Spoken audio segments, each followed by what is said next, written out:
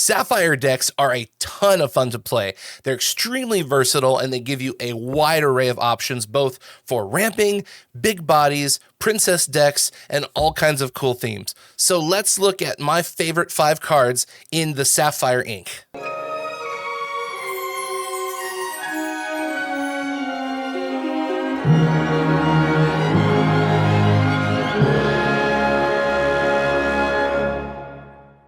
All right, everybody, welcome back. We are here to talk about my 5 favorite cards in Sapphire. Again, we're not talking about meta, competitive, or power. We're just having some fun. So first off, let's take a look over here at Grandmatala, and this is going to be a 2-cost card that has 1 strength, 1 willpower, 1 pip of lore, and a very powerful ability. When this character is banished, you may put this card into your inkwell, face down, and exerted. So whenever this card gets banished in a challenge, it becomes ink. If you want to quest with it, it's getting you lore. This is just a really fun card that has really no downsides. Is it meta? Is it competitive? Maybe. Probably. You'll probably see this in Sapphire ramp decks. If I had to guess, is this super powerful? But the reality is we have a 2-drop card that gives you both presence on the board, it can quest for lore, and when it were to be banished, it goes into your inkwell, which fuels your ability to play more stuff. It fuels the fire, it fans the flames, and it just kind of pushes your ink advantage, so to speak. But let's talk about some more things that ramp. This is super cool. So Fishbone Quill is a 3-cost item. It's so cool. Look at that foiling. Oh, it's so great. Anyways, 3-cost can be inked item. Exert this card, put any card from your hand into your inkwell face down. That means you can turn non-inkable cards, that's right, non-inkable cards into ink. Put any card from your hand into your inkwell face down. Not only is this ramp, but it helps you get rid of those cards early game that you just can't use. Say you have 2 of the 6-drop genies in your hand. You don't need both of them. You need to do something with one of them. Fishbone Quill can help you solve that problem. It's a great tool to help get your ink accelerated, your ramp going, and if you just drew a bunch of dead draw, non-inkable cards, you can turn those into ink if they just don't provide any kind of value at the certain situation that you're in. So it's a really, really useful item for a lot of different decks. But let's keep on going. We've got this amazing card. Oh, yeah, so good. So we've got Belle, 4-drop, 2 strength, 4 willpower, 1 pip of lore. Her ability, read a book. During your turn, you may put an additional card from your hand into your inkwell face down. That means you can ink 2 cards per turn.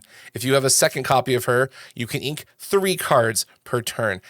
And while you have 10 or more cards in your inkwell, this character gains +4 lore, which means she has 5 in total. That's a lot. That is 25% of your win condition. You need 20 lore to win the game. This one character could potentially have 5. Imagine having 2 of her on the board with 10 lore on 2 bodies. Oh, yes. So good. Again, who knows if she's meta viable, hyper competitive? I don't know. But it's fun. All right, we got to move along. Got to stay focused here. Another favorite card of mine, Eye of the Fates, 4-drop item, super crazy ability. Exert this card, tap it sideways. Chosen character gets +1 lore this turn. Okay, you could give it to Belle, and she could have 6 lore. You could give it to Ariel, the one that untaps whenever you play items. She keeps that lore. So if you tap this, give Ariel +1, she quests, then you play an item, she untaps, quests again for 2, so on and so forth. This can help push your lore closer to 20 and beat out your opponent in a base race. Very, very good card. Super, super fun. And the foiling. Oh, I love the fact that the foiling is in the app so we can see what a cold foil looks like. The art. Ooh, so nice. Very good. But this card empowers a lot of tools. And now I'm going to have to move on to Hades.